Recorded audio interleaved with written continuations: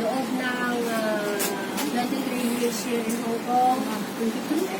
Wow. I am so glad na mahirap pala yung parang kagaya rin na umalis ka sa atin the first time that you came out from the Philippines, alis, papunta dito sa ibang bansa, ay ganyan din pagbalik na iwanan din kung ano ang pamilya na nandito na nakasama mo for how many years, ay mahirap din iwanan. Hindi rin ganun kadali na mag-desisyon ka na umuwi. Pero alam natin lahat na this is not our final home. Okay? Kahit saan tayo ay pero place na pwede tayong magpatuloy kahit saan tayo dahil ng Panginoon. Amen? And during the time na nung hindi pa kasi ako believer, dito ako naging believer sa Hong Kong. I was tawag dito na nai-usher ako through trucks, pero hindi yung trucks ang but ako ang humingi sa trucks. Okay? Dahil iba ang pinagbigyan ng trucks noon, pero ako ang humingi kasi yung pinagbigyan hindi na ginamit. So sabi ko, I decided na kinuhingi that trucks and I am the one.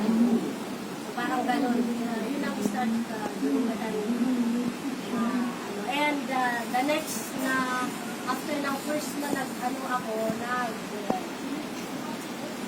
nag-meet nandun sa trucks.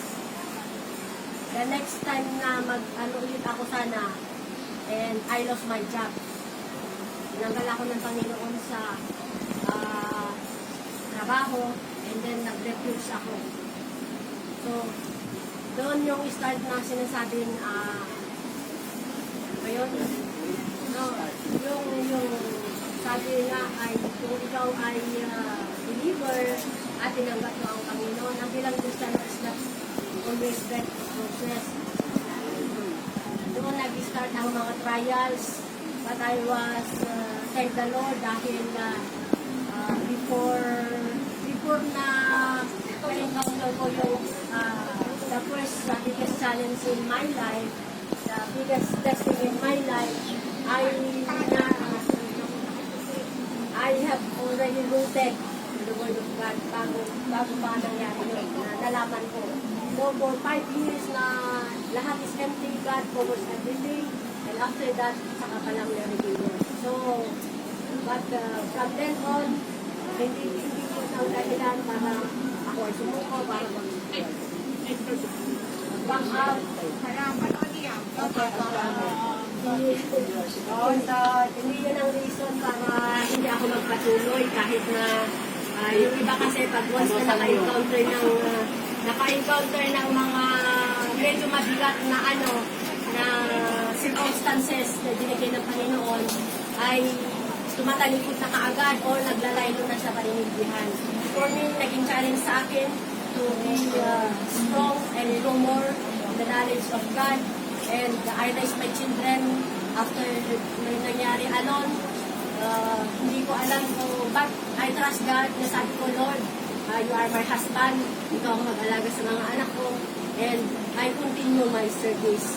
So by the time na tinanggap ko ang Panginoon, hindi ko isip na kasi napakahirap na na commitment yung tanggapin mo and yan totally magpugod ka rin sa church.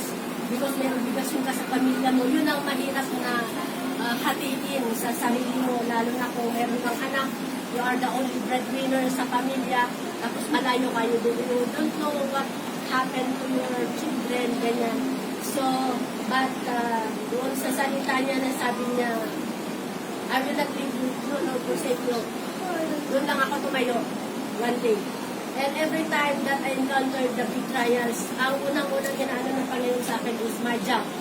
Ang trabaho ko, inaalis niya ako, and then bibigyan niya ulit ako ng bago. And this last one, nag-stay ako for 12 years. So ayaw ng mga amo ko sana, but I decided to go home. Doon naman na, ipagpatuloy ang trabaho ng Panginoon. There is an opportunity for me, and I will go there. Para hindi naman mag-relax ako. Sabi nga kung meron kang contentment sa buhay, if you eat 3 times a day, that is a blessing already, di ba? Huwag na tayong maghanap na kasi kailangan ko pa ng yung mga other luxuries dito sa mundo. Amen? So, sa akin, lalo na sa mga nandito pa, ang sinasabi ko yung ginawa ko rin.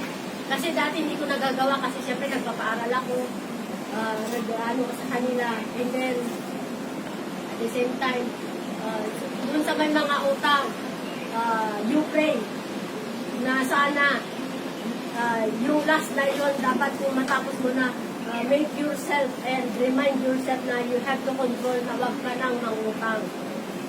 Be content kung ano ang meron. Then, dahil noon, sa loob ng 1 linggo, magpapadala ako sa pamilya ko, lalo sa mga anak ko, 3 beses. 1 beses lang naman ako sumasahod. Pero 3 beses ako nagre-remit. But sabi ko, Lord, hindi ko kaya, but I have to command myself na give what is due unto the Lord. Para sa ganun ay He can multiply kung ano ang meron. And after that, nung nag-ano ako sa mga wealth management na ganyan, narinig ko na doon sa itinuro kasi yung 10, 20, equal 70 na formula. Noong una hindi ko trinay. Pero sabi ko, na-challenge ako doon na in-try ko man minsan kung ano ang mangyayari. So, ginawa ko, sineprate ko ang 10%, and then yung 20% for me, hindi ko ginalaw. And the rest ko yung kinukuha lahat ng pages ko, ang offerings ko, and then other expenses. And hindi ko ginalaw ang 20%. I control myself not to touch it.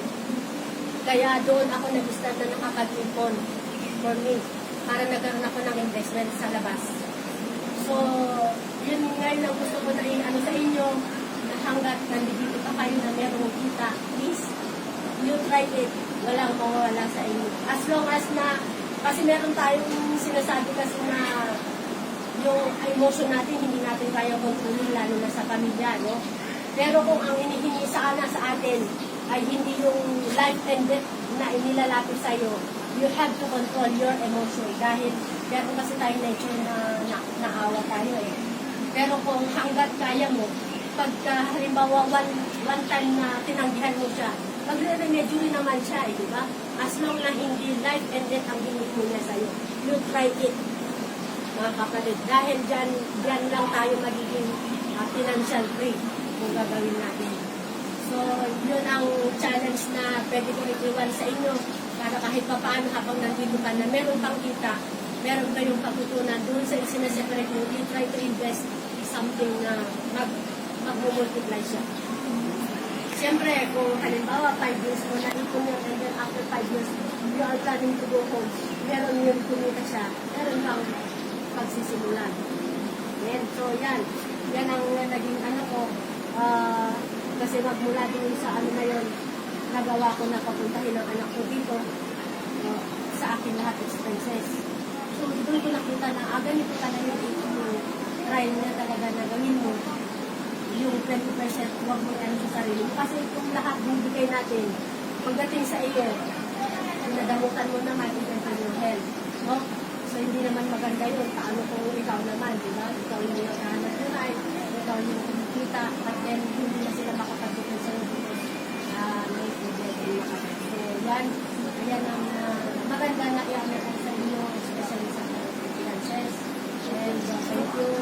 Kung may mga naging strict man ako dito sa group natin because it's not for my own. Sana alam ko na para hindi ako nagsasalita ng hindi ako magagalit na walang kabuluhan nila.